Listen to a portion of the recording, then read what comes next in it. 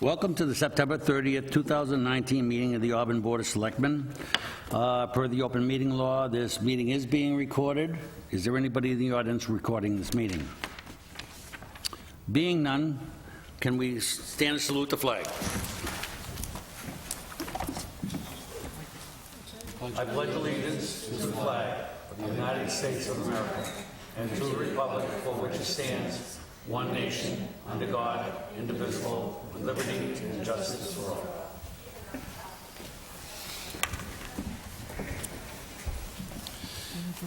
To the board, I apologize for my absence in the past two meetings. It happens that life and retirement get in the way. And so I'm back, and let's see if we can't get through this tonight. We have no public comments. Nobody's walked in, so we're all set with that. No public hearings tonight or communications. So the first thing we have is an interview with Mr. Marshall for the vacancy on the Finance Committee and a potential vote tonight to appoint him. So I would ask Mr. Marshall if you would please come up and join us. I also have a email from Ann Kavanaugh tonight that says that unfortunately I won't be able to attend tonight's meeting, but I have full faith in the decision the board will make regarding the appointment of Mr. Marshall to the Finance Committee. So she won't be here, so I'll open the questions up to members of the board. Has anybody got anything? And just a reminder, Mr. Marshall was here previously with the board. Yeah, Mr. Marshall was here previously for the Zoning Board of Appeals, and now he has come back to see us for the Finance Committee, which is his term will end in June of 2022.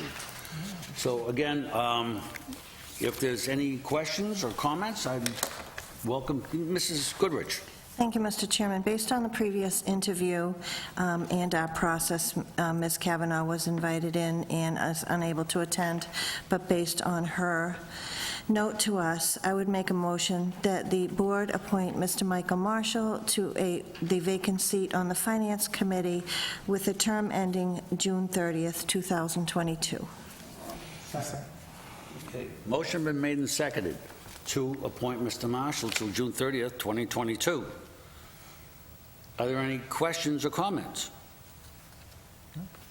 Being none, all those in favor? Aye. Opposed? Congratulations and welcome aboard. Thank you very much. I appreciate it. Thank you very much for coming in tonight. And be sure to go down and see our town clerk, Deb Grimo, and be sure to get sworn in. Thank you very much. Very much.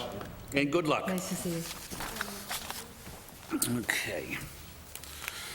The next thing we have is a annual vote of the schedules and fees and schedule of fines for our general bylaws. And Ms. Jacobson, I'll refer to you to kind of summarize that for us. Certainly. Thank you, Mr. Chair. So you have before you your annual schedule of fees and schedule of fines. Just for the public, I know the board is aware of this, but when we did the general bylaw omnibus rewrite of all of the general bylaws really a couple of years ago, the town council had recommended and town meeting approved to have a schedule of fees and fines that the board would vote on annually, rather than have the fees and fines listed in each individual bylaw, because then if there were any changes by state law or anything else that we had to change, we don't have to go through the whole process through town meeting. So this is an annual vote that the board has been taking. Last year, they took the vote in early October, so they became effective October 22nd. If the board took a vote today, I would suggest that we just have them become effective October 22nd of this year. I just didn't want to wait too long in case there were any questions or we couldn't get, for any reason, there wasn't a quorum within the next couple of weeks. So that's why it's on tonight. There are no changes since last year. All of the fees and fines primarily are established by Mass General Law. I believe last year there were one or two, I believe they were revisions to, I believe, building commissioner might have had a couple, and that might have even been 2 years ago. But there's no changes. Everything is status quo from last year. Okay. Any questions, comments? Board members? Mr. Carpenter? I was just going to ask if we could hold it over. I did not get a chance. I had a couple of questions, and I didn't note them down, so I was hoping to get a release for at least a meeting or two. I won't be at the next meeting. Through the chair, happy to answer questions. The only issue I'd say, these are effective for a year from October 22nd. The next board meeting is October 15th, and then the meeting after that is October 28th. So we're going to run into just a bit of a problem on the effective date. Yes. Is there anything we could answer in advance for the I didn't 15th? note them down, and they're just all numbers to me at the moment. But through the chair to the town manager, would a motion be appropriate to extend the existing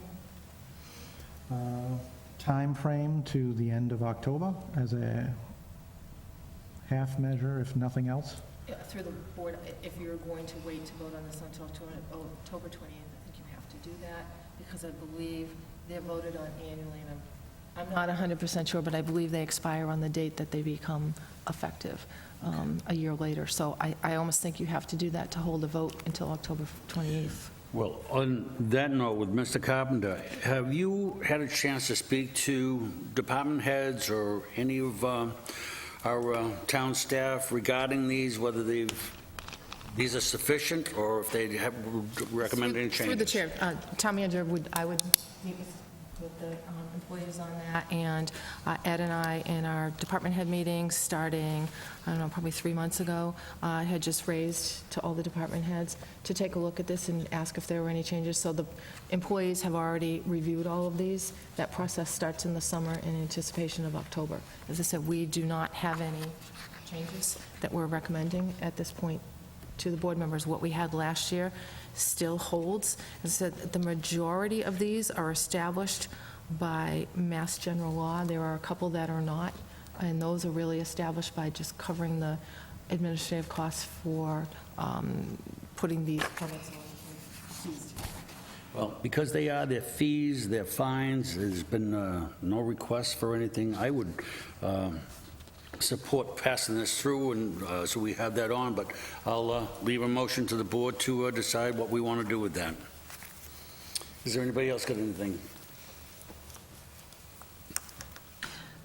Mrs. Goodrich. Thank you, Mr. Chairman. I do have a question through you to Mr. Carpenter, if he's aware of which particular fees he has a question on, or department, as to not hold the entire thing up. I mean, as the town manager said, most of them are dictated by Mass General Law. Do you know? I don't. I didn't make a note on my form. But if the board would like to go forward with it, I would just abstain. That's perfectly acceptable to me. I don't have to get excited in my room. Is there a motion?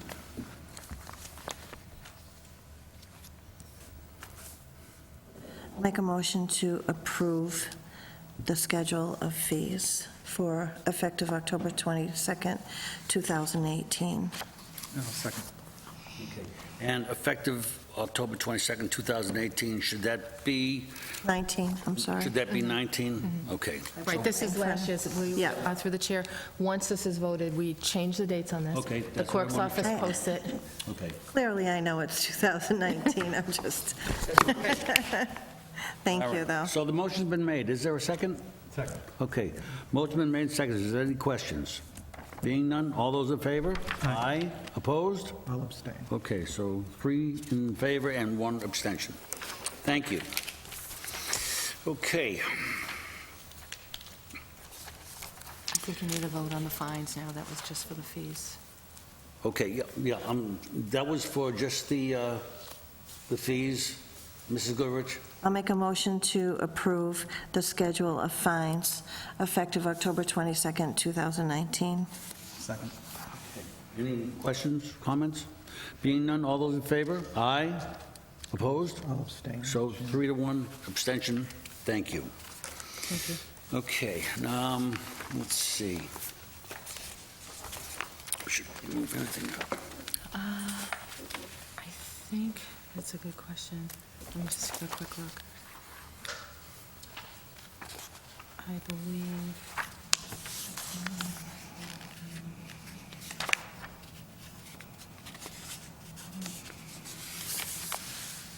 Then we'll move along. Right.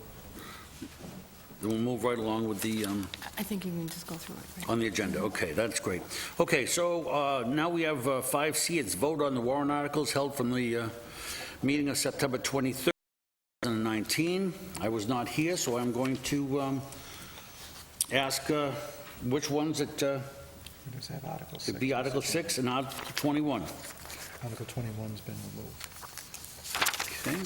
That particular Article 21. All right, so Article 6, the town meeting will repurpose the CIP funds by amending Article 4, May 2, 2017 annual town meeting, the Auburn School building rehab, and authorize the remaining $11,360 and change in this account to be used to complete the necessary stage upgrades at the Auburn High School. Are there questions? Yes, Mr. LaLiberty. I'll just ask the question that I asked at the last meeting through the chair. Do we know what the specific renovations are being made to the stage? Okay, yep. Okay, we have a packet here, and in there, it will be listed under Article 6. And, let's see. Money's noted, the stage upgrades will be used to replace portions of the stage floor as required due to wear and tear, as well to upgrade the existing projector and connect it to the booth permanently, rather than a temporary setup for the annual and fall special town meeting. That's what that is going to be used for. Thank you. Okay. Are there any other questions on that? Being none, I'm going to ask, recommend approval, not recommend approval, defer to the petitioner, or take no position. I'll make a motion that we recommend approval. Second. Okay, motion been made and seconded to recommend approval on warrant article number 6. Is there any further questions or comments? Being none, all those in favor? Aye. Opposed? Thank you. And Article 21? Yes, Sorry, please. If I may, Yep. Article 21 is no longer on the initial Article 21. There is an Article 21 on the warrant. It is a different Article 21 than the board was looking at last week, which they voted to so hold on. we should all So that have has the- been removed, and now you have a new Article 21. That was removed by the planning board at a vote that they took Tuesday So night. you have in front of you the new, Renumbered. the renumbered warrant. So I did have a question through the chair, if I may, on the articles specific to Article 16, which is the plastic bag reduction bylaw proposal. I wanted to know, we're getting ready today to putting together the plan for talking to all of the articles at town meeting, and it is a board-sponsored article. I didn't know if the board wanted perhaps Mr. LaLiberty to at least introduce it to the town meeting members to say why this is on the agenda, to explain that there was a ballot question. Do you want the board to do that? Does the board want me to do that? And then it is a board-sponsored article, so we don't want to overstep and introduce an article that's the board's. And it is But we will answer any questions. It is a board-sponsored article, and because of that, it was sent to us by Mr. LaLiberty. So I am going to ask Mr. LaLiberty if he's comfortable with getting up and explaining a little bit of the background of where this plastic bag came from. And if you're willing to do that, then we'll have you do that when that article comes up at town meeting. Sure. To the chair, I'd be happy to do that. The only reason I'm a little hesitant is it's on a Tuesday, and I'll be driving back from Amherst. Okay. So if there's any traffic on the pike, I may be a little late or not be there on time because I have to work late on Tuesdays. So I would ask that someone else also brush up on it just to be ready in case for anything comes Through up. the chair, I'm happy to do that if you come late. And also, if the board is okay with this, the Darlene Coyle, the Director of Development and Special Services, and Adam Renard, our town planner, as well as Caleb Moody, our building commissioner, are all very well aware of this. We Okay. did, so the public knows and the board is aware of this, we did have a meeting Wednesday evening last week for town meeting members to come in and hear about the bylaw warrant articles, and there were, at that point, 3 of them. There were 2 zoning and 1 general. This is the general bylaw. And we did answer questions. All 3 did a wonderful job answering the questions that came up from town meeting members, so I feel confident they can do the same thing at town meeting, but I'm happy to introduce it. I think it's important for the town meeting members to know how we got here, because not all of them may realize that there was a ballot question that the board looked into, that you had a lot of discussion. So I'm happy to do it if you're late, and then if there's technical questions on the article itself, while it's a board-sponsored article, we can certainly respond to those questions. Okay. That with you?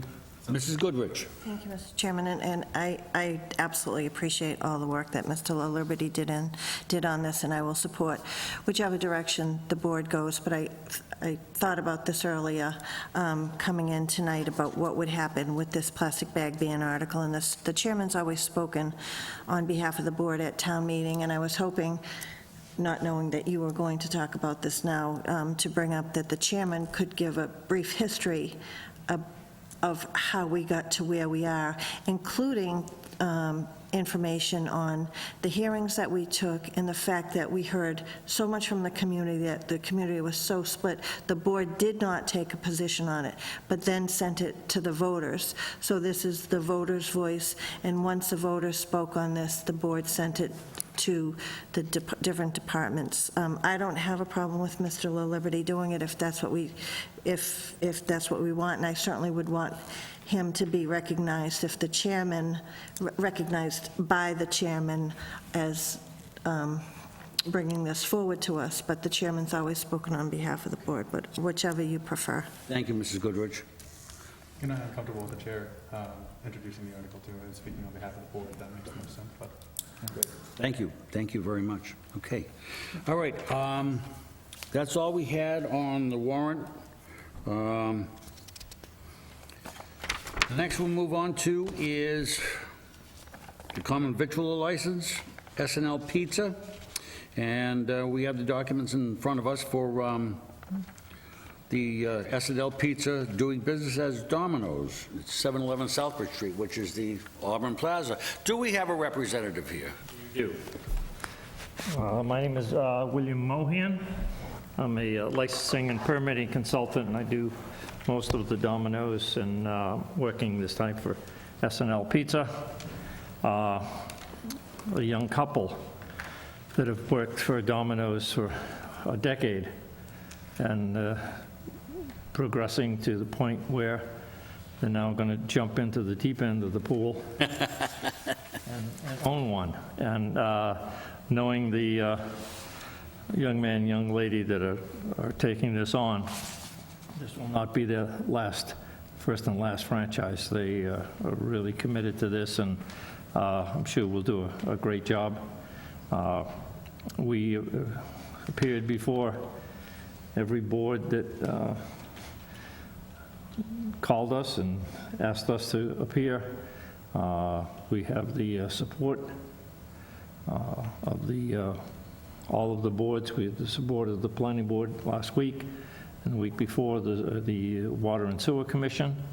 And to the best of my knowledge, we have paid all fees and are ready to start moving. We have our demo contract approved, and we've been cleaning up that site and starting with that. And as of 4 o'clock this afternoon, we were awarded our full building permit. Okay. Just one thing, the applicant shall work with the water department for required cross connections. Are you still working with the water department to put in whatever water line there has to be? The water, This is I'm not quite sure what the required cross connection is. when I talked with the water department, he was talking about a backflow device Okay, for each tenant in the mall. okay. And I said, well, if you're talking about each tenant in the mall, you should be talking to the landlord, not to us. Okay. I've talked to the landlord. He says he's talked with the water department. There is a backflow Okay, from the great. major pipe going into the Great. construction. And so you've had a chance to meet with our DCG. Oh, yes, that's where it all started. Terrific. Okay, is there any questions, comments from, yes, Mrs. Goodrich? Thank you, Mr. Chairman. And I believe my question is through the chairman to either the town manager or possibly Ms. Coyle. I have a question regarding the waiver for the grease trap. I know that, we've had several businesses in town that have been required to put this grease trap, and it's a significant cost, but a necessary cost. I always believed that it was under the Board of Health, so I'm just curious as to how we got here and how we monitor it to ensure that it doesn't require this grease trap. I would invite Ms. Coyle up here. I would tell you that the Board of Sewer Commissioners took this vote on the waiver. It was not the recommendation of town administration to waive it, but the Board of Sewer Commissioners did take that vote to waive it. We had some concerns about ongoing monitoring and how would we watch for any potential issues, and I would turn to Mrs. Coyle for that portion of it, because I know through the Board of Health had some concern as to if something were to change and it would change their operations and change their equipment, what kind of notification would come to us so that we would be aware and be able to address that. Hi, good evening. Yes, so for the Domino's application, that did go before the sewer commissioners, and I believe that they looked at that as we met collectively for DCG and Board of Health, the Building Department, Planning, and DPW collectively. We looked at the paperwork that was submitted to us, and it was recommended that a external grease trap be installed because of the concern for grease going into the lines. That recommendation was given to DPW. And I think that they reviewed it, and they determined that it was not needed. It was given to DPW? The sewer Water and sewer. Okay. sewer department. Excuse me. Okay, gave it, okay, I misunderstood that last comment.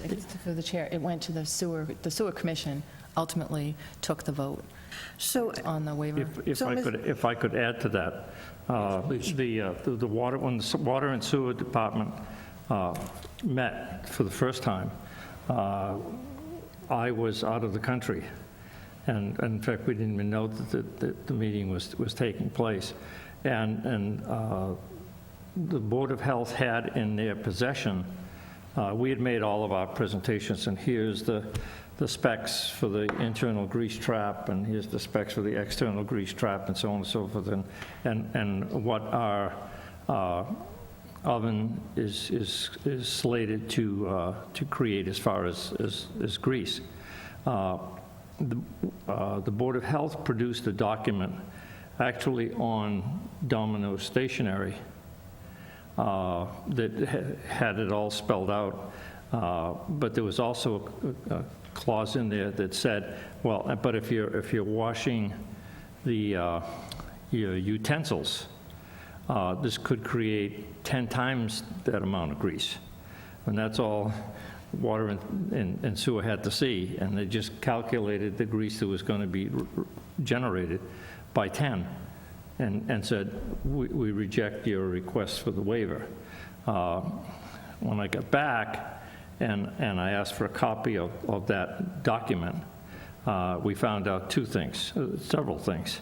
First of all, the document was produced in 2011. It hadn't been accurate since about 2013. We do not have, all of our utensils at Domino's are plastic. The internal grease trap that we are putting in handles up to 250 pounds of grease every 90 days because our grease trap is cleaned out every 90 days. The amount of grease generated by this Domino's has predicted approximately what our business is going to be here. We're looking at producing about 145 pounds of grease every 90 days. When we brought this, and we asked for reconsideration from the water and sewer. And we went before the water and sewer and presented all this documentation. And the fact that the facts and figures that they had from the first meeting were totally incorrect. They reconsidered, they took a vote, and it was 3-0 with 1 abstention. And that was their vote to approve the waiver. There are, I don't know if you have the document from Water and Sewer, but there are some, we had to produce a menu. And their only concern was what happens if your menu changes. And we told them, number one, it's not going to change. We're number one in the world with the menu we got, and we don't, suddenly we're not going to, it's not going to be, Sarah and Luis's Italian pizzeria a la Domino's. It's going to be Domino's, and Domino's mandates this particular menu, and you've got to stick by it. And the preparations are exactly the same nationwide. Thank you. Mr. Chairman, if I Yes. may just follow up Please. with Mrs. Coyle.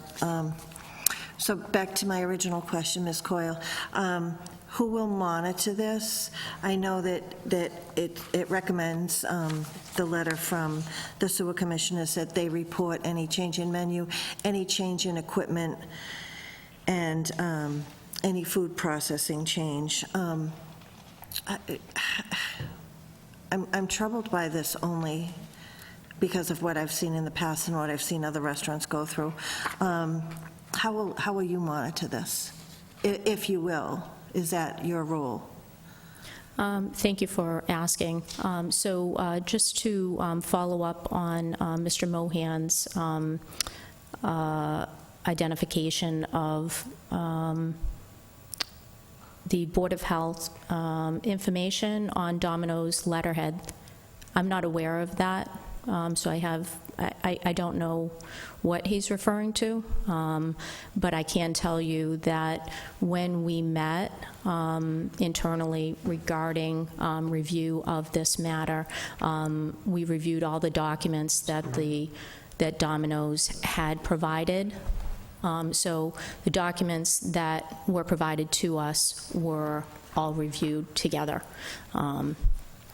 So that's why the recommendation was made for the external grease trap. The monitoring of grease going into the sewer line is the responsibility of DPW Sewer Division. Obviously, any licensed food establishment, we take note, and it is a very important responsibility that we make sure that when we're doing our inspections, we're checking to make sure that we're receiving routine pump slips, making sure that, if there's any problems that are that look like they may cause some sort of grease backup, we address those. In the past few years, we've identified many issues that we have been able to find solutions for, and I think, maybe you recall, our biggest concern is to make sure that the restaurants that are producing grease, that grease is somehow being contained into the proper equipment before it gets discharged into the sewer system. The reason that we want to make sure that we're looking at all those things, part of that is through a menu review.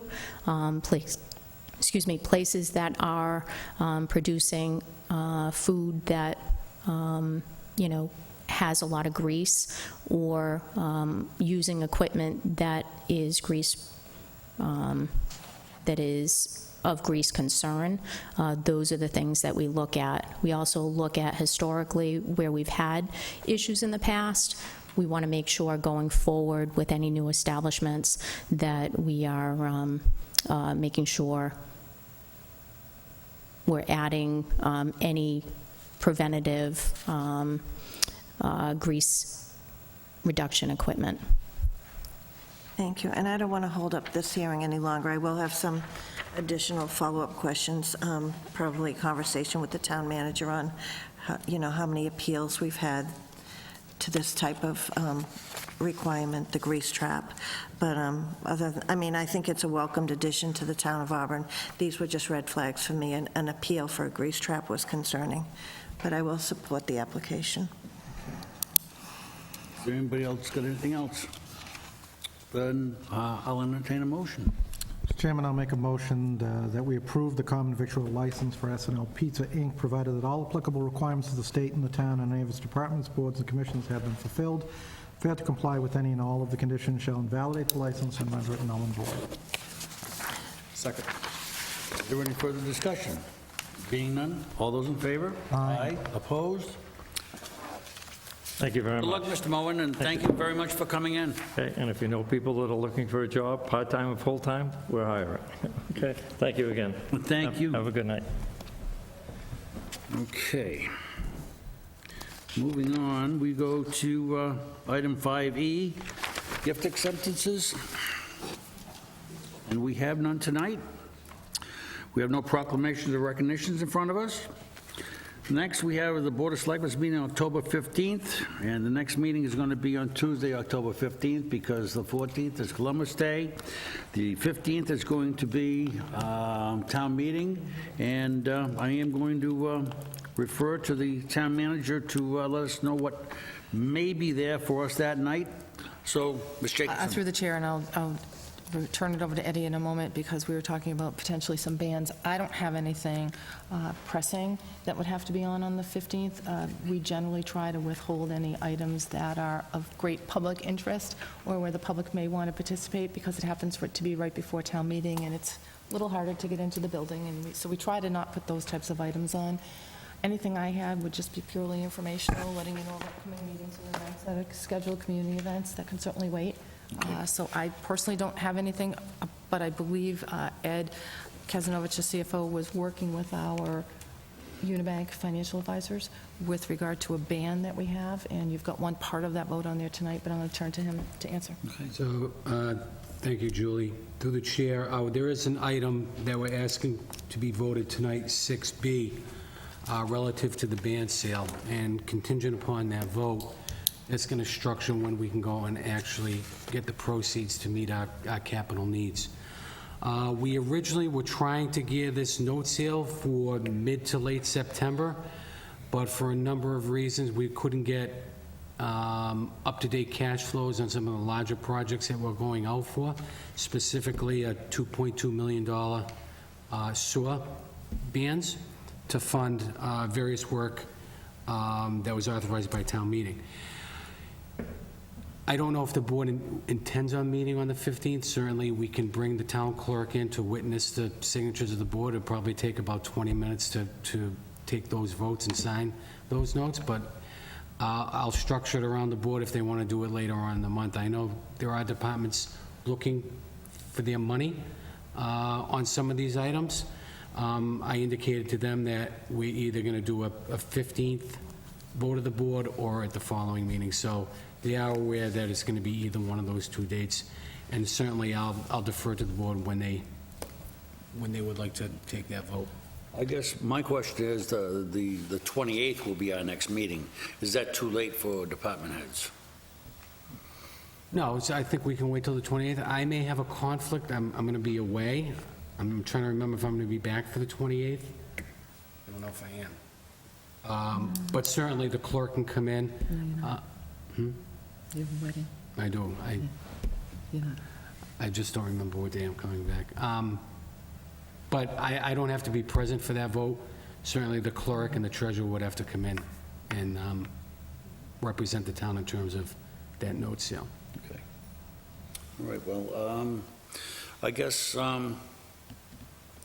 if something does come up, we can email members and find out if their availability for the 15th is good, or let the town manager let us know if there's anything pending that we should meet. Otherwise, if there's, after tonight, if there's nothing, then maybe our next meeting will be on the 28th. I will not be here for the 15th, Mr. Chairman, so I am not available at all. All right, Mr. Liberty. I just want to throw out there that the same thing, just because the same night on a Tuesday, I work Okay. later. So there's a chance I might not be here too. Okay, So all right, then I think probably, The end of the month, why don't we gear yeah, up? I think for- so. I think we'll be a little bit more comfortable with a little bit more attendance. Thank you. Okay, we'll come back to that, see if there's anything after tonight, if there's anything open that we have to look at. But now we'll go to the town manager items for Eastland Partners. Ms. Jacobs? Through the chair, I've kept this on for the last 3 months, I believe, just to give the board the opportunity to have any questions that are answered, that they have answered.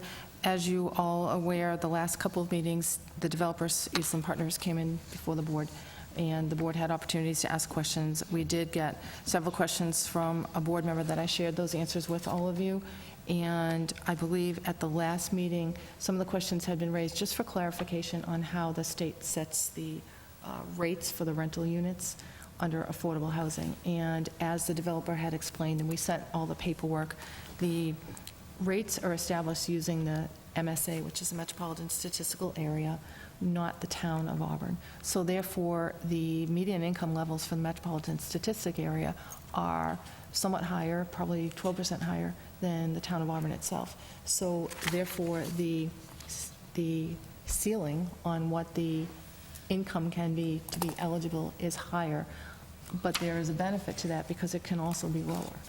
It just means it's open to more people to be able to take those units. So that is how the state sets it. I checked all the information. I talked to the state. That's absolutely how they do it. They use the HUD, U.S. Department of Housing and Urban Development. They use their median household income statistics, which the latest ones that they're using are from 2017. That is the most current that is usable under this program. So the rates that the developer had provided to you are correct, and it doesn't mean that you have to make $70,000 to be eligible. It means you cannot exceed $70,000.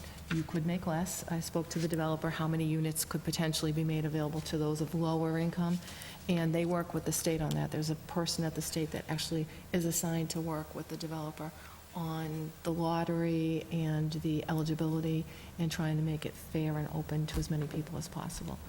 So that information was sent to you. I believe other information was also requested by the board that has been sent to the board. I also sent some additional information last week. I think I sent several emails answering certain information. I did speak again on Thursday or Friday to the project manager at DHCD, who's in charge of the LIP process, just to hear straight from her, and the developer did outline it correctly. That is how the process works. But there will be plenty of opportunities for the town to be involved. So whether it's a friendly 40B or not a so-called friendly 40B, so whether it's a friendly, which is the LIP, or a not friendly, the developer still has to go through the comprehensive permit process with the ZBA. So that is the public process whereby the ZBA and the public have the opportunity to learn more about the project and get into the details of it that are specific to the zoning board, or what would be a planning board if it wasn't a comprehensive permit, which goes to the zoning board. So under both circumstances, this will go to the zoning board. The differences, and the reason the state encourages municipalities to enter into an LIP, is it gives you the opportunity to hopefully work with the developer, understand the process, ask some questions, potentially have some additional impact mitigation added in, which we're going to talk about in a minute, about potential wish list items. And it's really just to show the ZBA, when it gets to the ZBA, that the town supports the development of these housing units and that you've vetted it. And the state said that this board has actually had more public hearings than most communities have, and she thought that that was an excellent thing, that the board has kept this on the agenda for so many months to give people the opportunity to speak, and they look at that. So let's assume the board took a vote. I believe The developer is finalizing their LIP application. Mrs. Goodrich pointed out a couple of mistakes that were in it last time that they were addressing, and those have been fixed. They're also taking one last look at it. They're still working with the state. I know they had a meeting last week with the person who's assigned to them to look at the rental rates and the establishment of those rates. So the intent would be to have them come in on October 28th for a vote.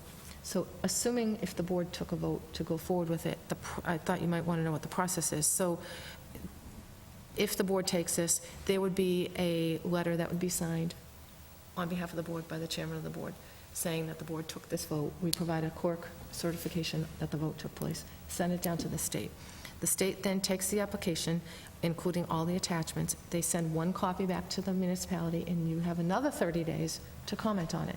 So that gives you that second chance to see the application, make sure it's what you saw the first time you voted, make sure there's no changes, no concerns. Generally, there aren't, because you've already seen it, you've already voted on it. And then after that 30-day period, if there are no concerns raised by the board on the new application, the DHCD reviews it, and they will issue, they actually have to get an appraisal on the land. That's part of it, because they're doing, financial piece is involved as well, so they get an appraisal. And that takes place between the developer and DHCD. Then DHCD would issue a project eligibility letter.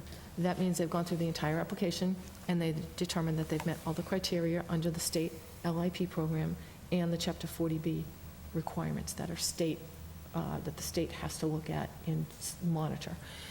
After that, they set up a meeting on site with the developer and members of the municipality, whether no member of the board wanted to go, certainly town administration, we would be present at that meeting.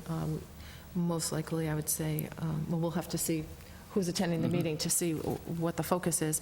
And then after that, the developer would take their project eligibility letter and apply to the ZBA for a comprehensive permit. And that starts that next whole public process for a comprehensive permit.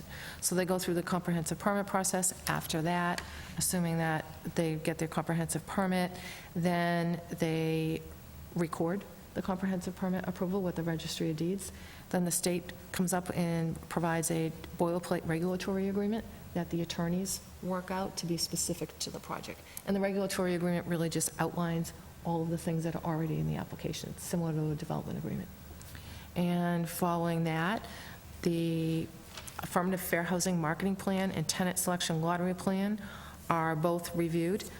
They're part of the application, so they're already in there now, and that review starts going on. And that's the point where one of the board members had asked about local preference. So the local preference can be determined at that time. The board, when they meet with the developer on the 28th, may want to ask for the maximum local preference that's allowed under the law, which I think is, I'm not 100% sure, I think it's 70% of the units can, in the first go-around, be given local preference in a lottery. There's a whole regulatory process to that lottery. But the board, through an LIP, has the ability to ask the developer to give as much preference as possible. Now, is there a deadline that they're looking for? You're saying the 28th, they could possibly come in if they're ready, or will it be later than that? If they're ready, they'll come in on the 28th. Okay. If not, it would be probably the very next meeting. They're striving to be here on the 28th. Okay.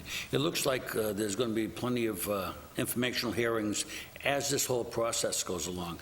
I'd hate to burn our bridge and have them come back and ask more questions here prior to this process starting through, because I think a lot more questions will be answered as far as we go when that process starts. So again, I'd hate to burn our bridge and have them come back in here and ask, repetitive questions and get more information than we've already had. So as the process goes along, I'm sure we'll probably all have questions, but the Zoning Board of Appeals will make that available to us so that we can ask those questions and make it known that they're going to have that meeting so we can ask questions if we need to be. And looking at the information I sent to the board the other day, just to verify, so the portion of the lottery that occurs first is the local preference, and local preference covers town employees as well as residents. That's what the state defines as local precedence. And during that lottery, there is a maximum 70% set aside for the first units assigned to go to town employees and residents, should there be enough applicants that meet the criteria to fulfill that. and the developer has indicated that as part of this LIP, they can ask DHCD along with the town to see if they would consider a higher percentage of the units to be set aside than 70, but that is a specific request that has to go to DHCD. Without that request, it's 70. If I may, and that's 70%, that's 70% of the affordable units, which are Correct. 25% of the 320. That's right. If I may ask one Yes, please. question. Rather than me just refreshing my memory, how is the affordable rate set?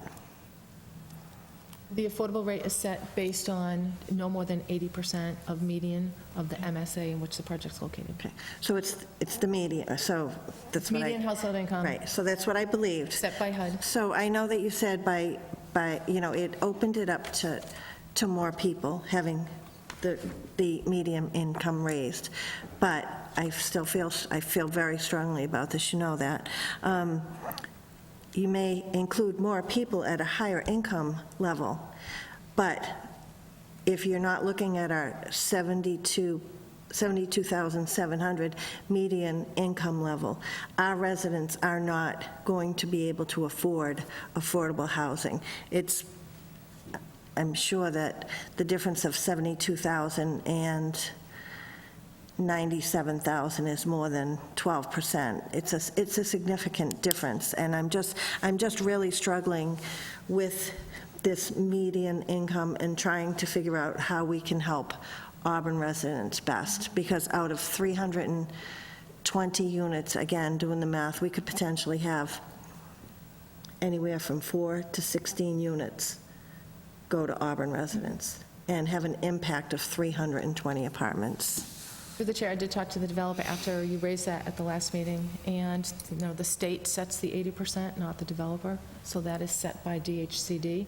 The developer is certainly willing to work with DHCD to see if they could accept a lower level, but I read through all of their documentation. Well, I also called the state, and 80% is the level they set. The next level down is, I believe, a 50% income level, and that falls under different criteria for development. So this one, it is a state set 80%, not the developer, but the developer is aware of your concern because you had raised it last time, and certainly willing to have that conversation with the state to see if there's anything they can do to accept a lower income bracket. That's what we talked about last week, that will be determined by the state. Okay, and along with the lines of Mrs. Goodrich's comments, is there any way that you, out of your office, can contact Eastland Partners and ask that question to see if they have talked to the state?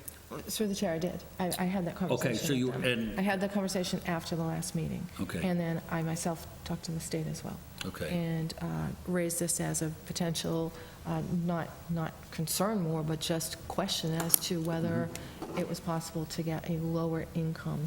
So persons can apply if they don't meet that level. I but guess they still have to my pay. question was, it's been asked, but can we at some other point as the process goes along, ask again and keep it Yes, in that's the front? that I am suggesting that on the 28th or whenever the board, the Eastland Partners comes back Okay. to the board, that if that's what the board as a whole would like to request, that they were certainly amenable to going back to the state and seeing if something like that could be done. Okay. But again, they have to get authority from the state because it's set by the state. Thank you. Mrs. Goodrich, anything else? No, thank you. Okay. Anybody else got anything else? Okay, Mr. Carpenter? Just, are we on the mitigation items, or are we not? Through the chair, the so-called wish list is part of this item discussion on this whole item is just to discuss any additional questions, to see if there's anything else that the board needs to be aware of. I did include in your packets a wish list for discussion with Eastland Partners that has been developed over several months now amongst town administration, department heads, and the school administration. And I know Dr. Marianne Brunel has had conversations with the school committee. When we look at this list, I just want to remind the board members that Eastland Partners just asked administration for a so-called wish list of what types of things do we prioritize in the town that we feel are going to be needed as a result of this project, or the things that could benefit the residents of the community, including the residents who live at the reserves at Ashland. So this list has been developed. We fully recognize some of these requests are likely not to be funded, but we would be remiss if we didn't show them that there's a potential need for some of these items. So you can see the items range from very small items to very large items. We've checked with other communities to see what they have done, and the majority of communities that work on an LIP end up working with the developer to secure conservation restrictions on the land that's not utilized for the development, as well as walking trails and sometimes new playgrounds or open space in the area of the project. But we did go beyond that and put additional items just for conversation with Eastland. Ed and I had one initial meeting just to see if we were on the right track, and we told them we wanted to come to the board with this list. Is this what they were asking us to do? And they did say this is what they were asking us to do. I think they're looking for opportunities to enhance the community and potentially sponsor some community-type events, as well as to address some of the impacts. Keeping in mind, we can't put on a list like this staffing needs or staffing requests, because that is supposed to come from the tax revenues that the project generates. So ongoing operations are supposed to be funded through your tax revenues. So this is something that's over and above what we would anticipate. Thus, you use your tax dollars to cover the costs that benefit that community, which would be your public safety, your public works, all of your other type costs. So we're trying to take a look at what the staffing is. We certainly have a handle on what we think our needs are going to be, but until this project is actually underway and we see how old the school children are that move in and how many families move in, those are still 3 years away. Mr. Carpenter? So I do have some suggestions, because I went through it and I thought, some of these, I have more questions for you, Mr. Chairman. I have a few, so if that's okay. Under roadway, right at the top of the list, roadway improvements, roadway reclamation and paving. Just a general question, is there any chance, I know the roads are very narrow over there, but people do like to walk in their neighborhoods, so I wasn't sure if there would be any opportunity for us to reapportion some of this money to include some sidewalks in that area, especially we're adding a significant amount of traffic. They may not necessarily go to the light, they may choose to go a different way. So that was something I was concerned about. I wasn't really thinking big-ticket items like we have. Certainly you can present them. I'm not necessarily in agreement with some of these. Under the walking, biking trails, connecting development to middle school, I thought that was a great idea. There is also a path, and at one point when we had a natural resource planning committee, before it was the open space committee, there was a identified hope of the town to connect that trail all the way through to Connecticut. So I didn't know if that would be something that maybe they could do. They're going to have to put a light in. They've got 600 between Oxford and Auburn. They've got 600 plus units. You know, I know intersections and lights are not cheap, so this may be stretching it even further, but it would be nice if we could achieve that goal from many years ago. My only other one, well, two other ones, I'm sorry. Under the track replacement, I know the town is applying for an ADA grant to try and get our fields into compliance with whatever the ADA is presently, and I was wondering if there'd be some consideration to, if we don't get the grant, to actually ask if they would fund a study, and if we're lucky enough to get a grant, if they would repurpose this money, if they're amenable to actually trying to achieve or go towards making our parks more ADA compliant. So that was another item I had. Discharge piping for Auburn portable pumps. I wasn't quite sure what that was, I'll be honest, and I was thinking of potentially tying in, you have a summer concert series, I thought, Memorial Day parade, or even the 4th of July, or both, maybe repurposing that money so that we can do a little more on those events. obviously those need to be identified, those needs need to be identified, but those were my suggestions for consideration and my thoughts on it, but thank you for the work that went into it, I appreciate it. Yeah, through the chair, happy to speak to DPW Director Bill Coyle on the roadway reclamation. I know Bill's thought on this was that after the project was done, there'd be some reconstruction that would need to happen, because they do have the right to travel over these roads with construction equipment, and it does has some impacts. As far as sidewalks, it's always a good thing to have sidewalks. Again, I would defer to Bill Coyle as to what the right-of-ways are in that area, and if there are actually room for sidewalks, depending on the right-of-ways. But it's certainly something we can ask about. The walking trails, again, we have always promoted walking trails. We thought it'd be a great thing. Dr. Brunel and the school committee thought it was a great idea to tie it in with the middle school and to be able to do some things with the middle school students. We can certainly ask them what their intention is with Oxford, and if Oxford is looking at something similar, and there could be a connection.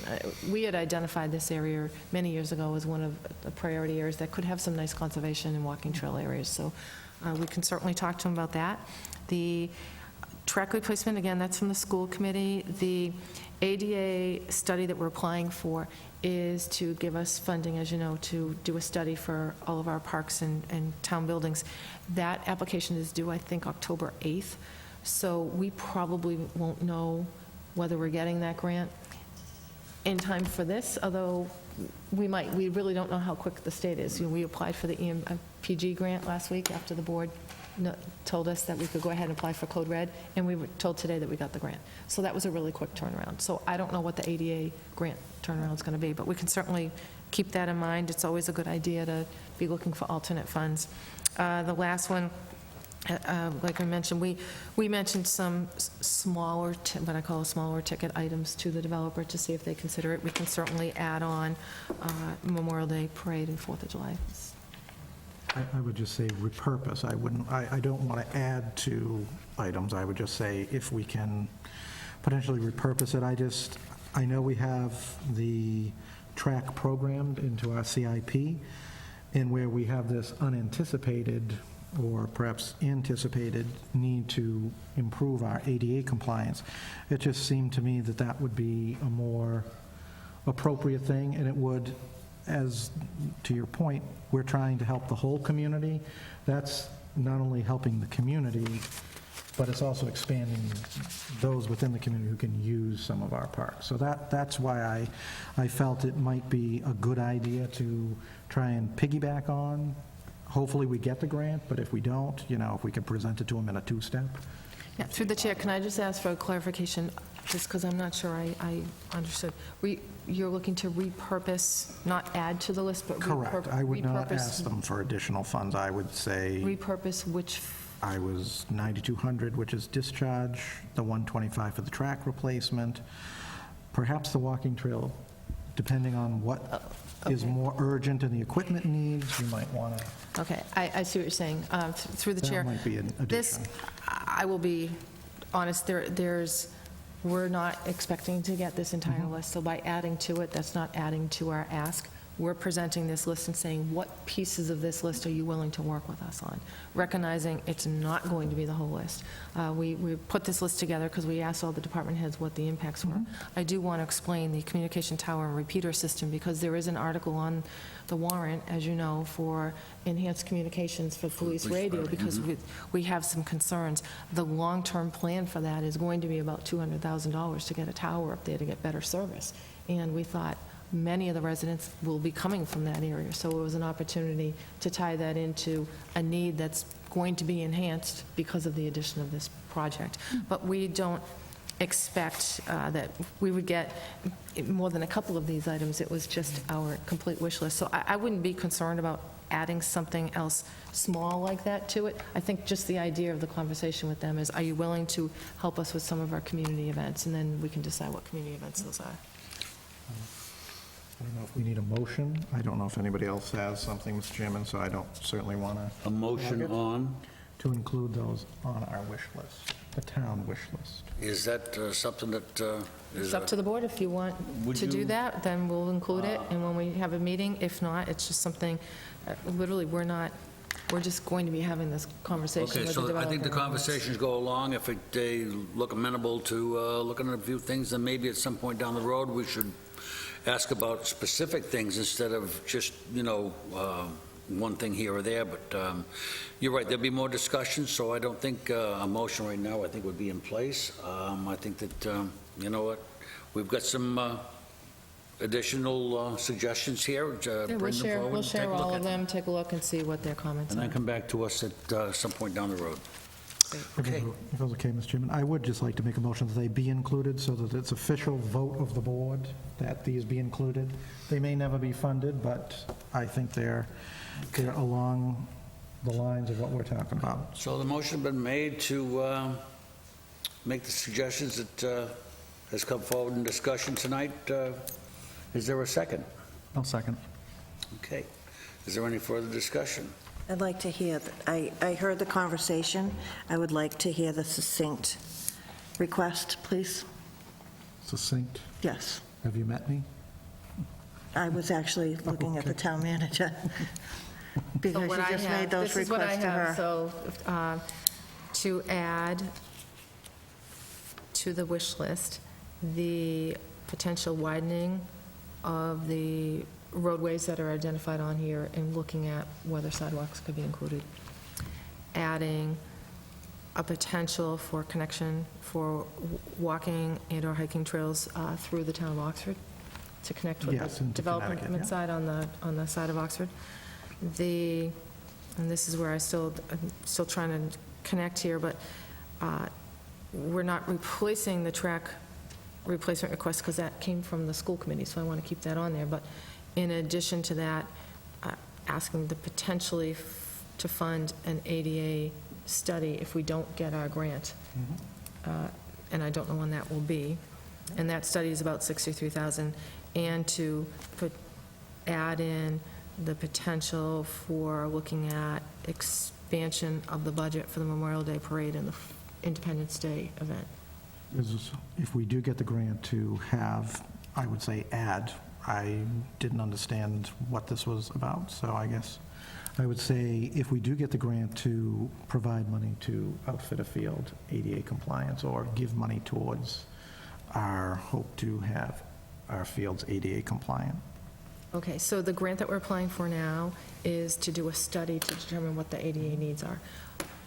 Once that, it's called a transition plan. Once the transition plan is developed, which takes about a year to 2 years, once that's developed, then we're eligible for future funding at the state for implementation of any of the strategies identified in the ADA transition plan. So that is likely going to be past this point, just because of the deadlines for all of that. So now that I see what you're saying, there is no grant right now that we're eligible for to increase ADA compliancy.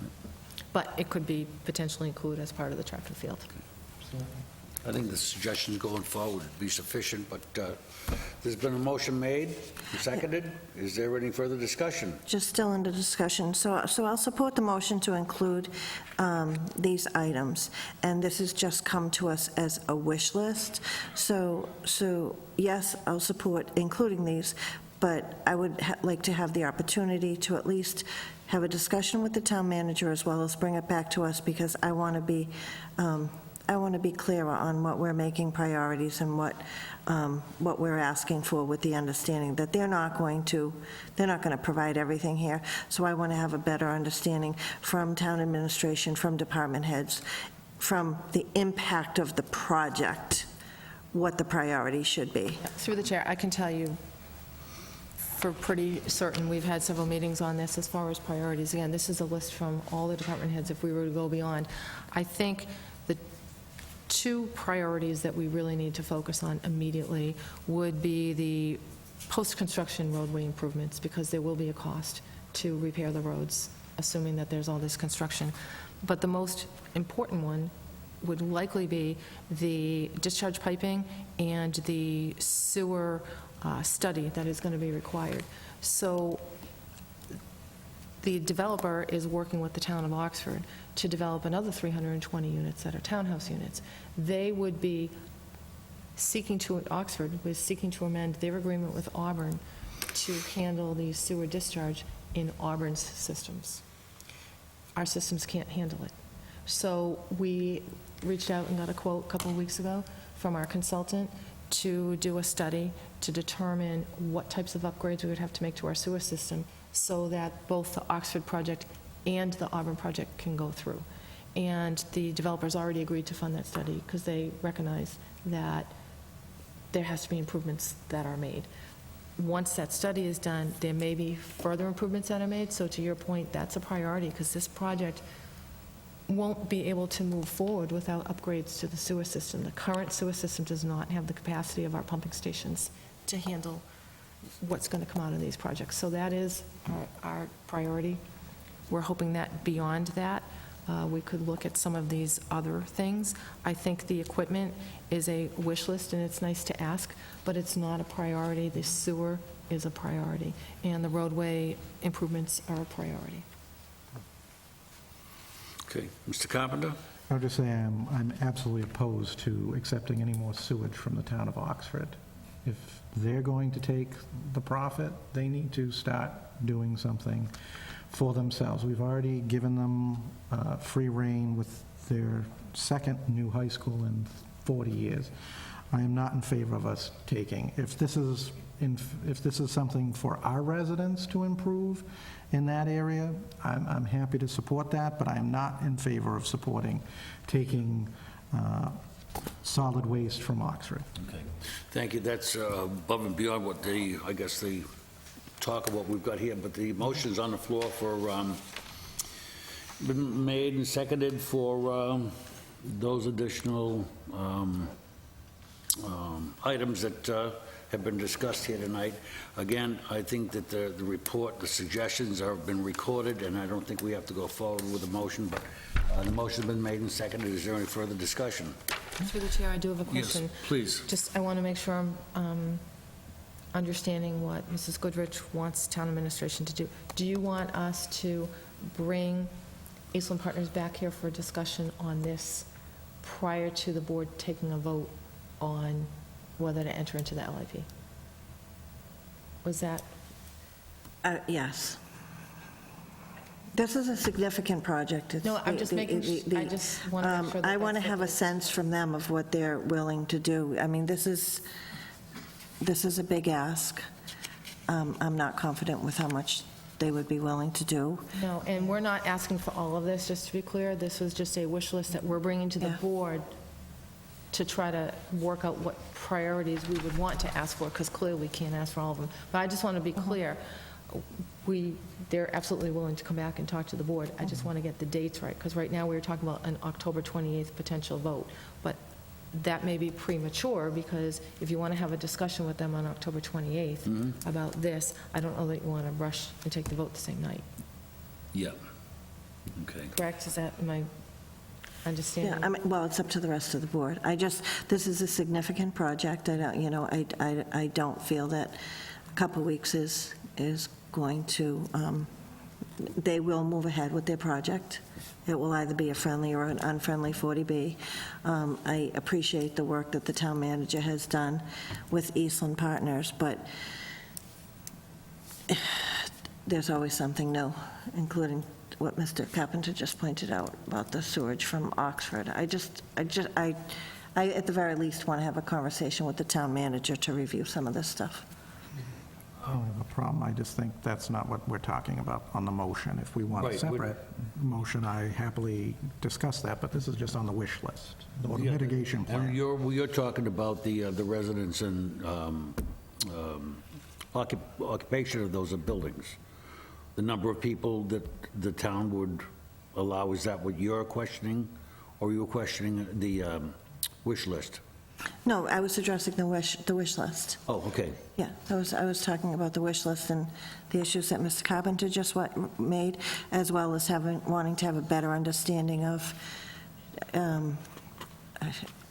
for a lack of better word, and we certainly don't want to discuss it here. I'd like to have a conversation with the town manager about strategy, Right. the town's strategy to get this. To be clear, we're only voting on adding to the wish list. We're not talking about asking them to come in again. We're just talking about that was what the motion was for. So I think that's where we kind of get off track when we Right. mix That's why I things. was going to ask Sharon, have you got the motion there? Didn't get everything, Julie? Yes. I can certainly give you my notes. Roadways, potential connection, I'm not clear about the Foxford, is that the sewer connection? No, that's not. No, that was the walking walking trails, trails. because the sewer issue was already identified on here. That's completely separate. That's an issue that has to be looked at regardless of, Okay, then addition to fund ADA if we don't get the grant, and potential additional expansion of budget for Memorial Day, right? Okay. You've all heard the motion, it's been seconded. Is there any further discussion? Being none, all those in favor? Aye. And I am opposed. So it's 3-1. Did you want to make a motion about having them in, or? No, I'll let the I think town we- manager and the chairman set the agenda on that Okay? and participate in votes as they come. Okay. The next we have then is 6B, the vote on the maximum useful life of equipment for the upcoming band sale. And Eddie, would you please? Thank you, Mr. Chair. This is a, a vote that the board takes annually as a result of the authorizations that are passed by our town meeting members. Bond council reviews the items that are passed. They send us a requirements letter, and part of the requirements letter determines how we structure our debt based upon the life expectancy of the equipment that has been authorized under those borrowings. So certainly, these items are listed in the vote. Based upon the maximum useful life and the vote, they will structure the debt accordingly. Some debt we retire early for those items that have a useful life on the lower side, and the debt is structured on those items that have a longer useful life. So this is something that we bring before the board every year, and this will now allow us to go out and structure our bond sale that we're going to bring back to you on the 28th of October. Okay. Is there a motion? Mrs. Goodrich? Thank you, Mr. Chairman. I move to approve that the maximum useful life of the departmental equipment listed below to be financed with the proceeds of the $387,000 portion of the $842,000 capital improvement bonds authorized by the vote of the town passed May 7th, 2019, Article 4, and the portion of the $1,200,000 roadway improvement bonds allocated for the purchase of streetlights authorized by the vote of the town passed May 7th, 2019. Article 26 is hereby determined pursuant to General Law, Chapter 44, Section 7, Subset 1, to be as follows. Town alarm upgrade, $10,000, maximum useful life, 10 years. Electronic fingerprint system, $28,000, maximum useful life, 10 years. A one-ton dump truck with plow, $34,000, with a maximum useful life of 10 years. Lemansky bleachers, $10,000, with a maximum useful life of 10 years. The school system-wide tech and furniture, $305,000, with a maximum useful life of 10 years, and roadway streetlights in the amount of $900,000 for a maximum useful life of 15 years. Is there a second? I'll second. Okay. Is there any further comments, or questions? Being none, all those in favor? Aye. Opposed? I'm going to abstain, Mr. Chairman, You are going to abstain. on that particular vote. Yes, sir. Okay? So 3 yes and 1 abstention. Okay. The next we have tabled items. We don't have any. Board of Selectmen member items. Just as a prelude to what we've got here in front of us, one is to discuss amending warrant Article 16, and the other one is to establish a subcommittee for the plastic bag reduction law for the 2020 annual town meeting. However, these two are almost a moot point.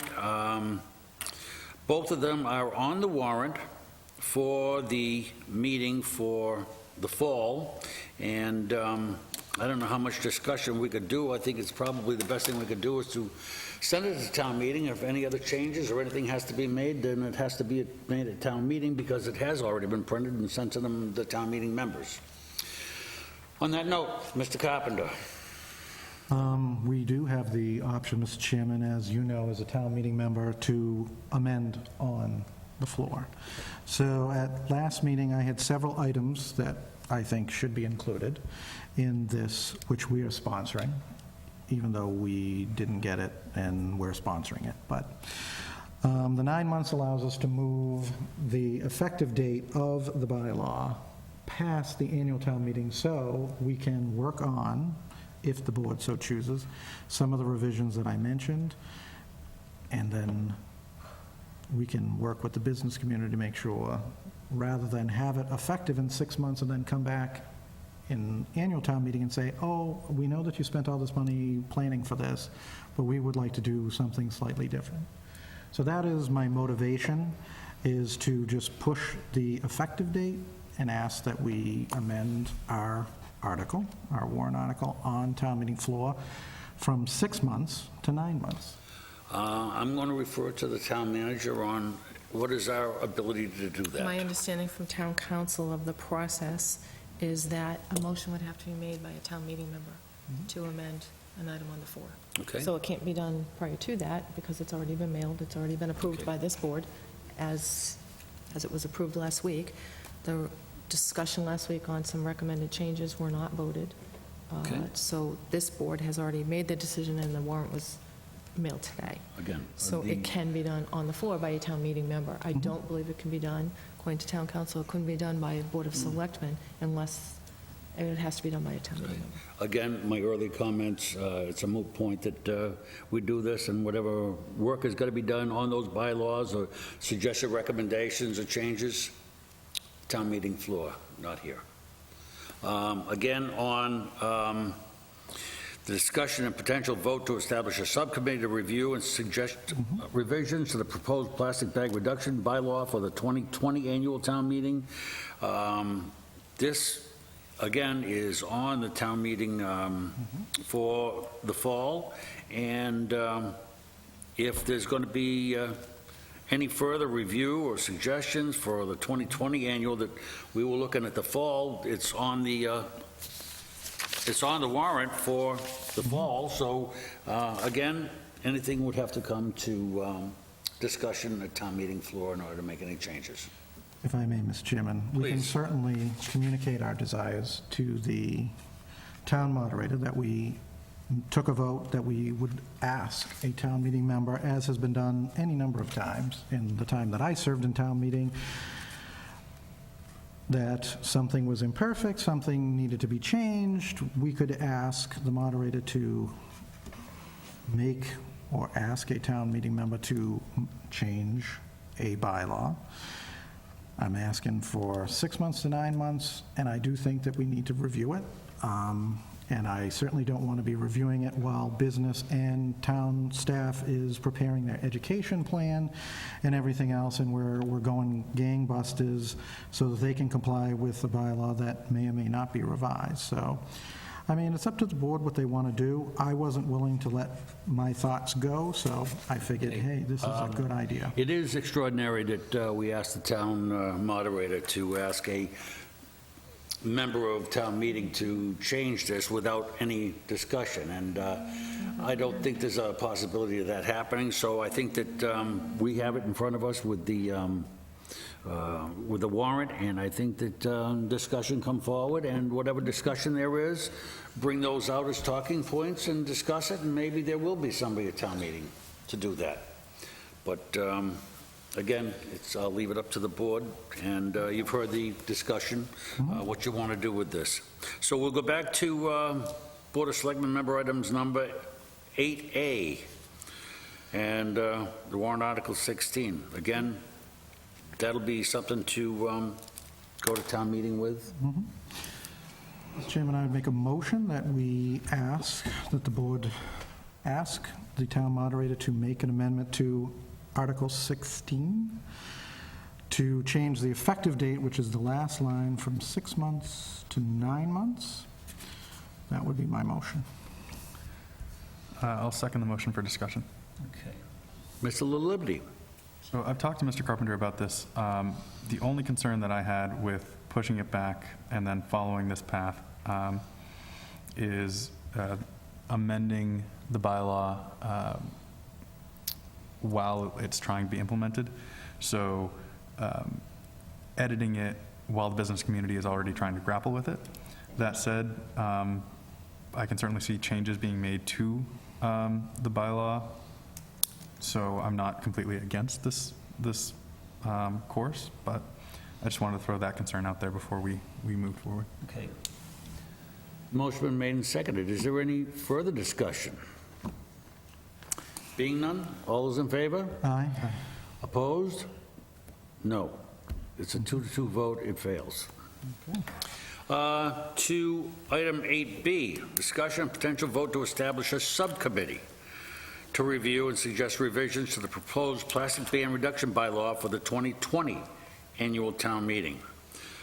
Mr. Chairman, I would make a motion that we do so. Okay. Is there a second? Being no second, we move on. Very good. Are there any public comments tonight? No? We have minutes. We have no minutes I don't think, tonight. not tonight, we don't. I was just digging through my papers here to see, be sure if I had them or not. And again, is there anything from board members? I'd make a motion to adjourn, Mr. Chairman. Before we do that, thank you. Town manager? I'm good, thank you. Assistant town manager, anything tonight? And you have a motion for adjournment? Second. All those in favor? Aye. Thank you, and good night.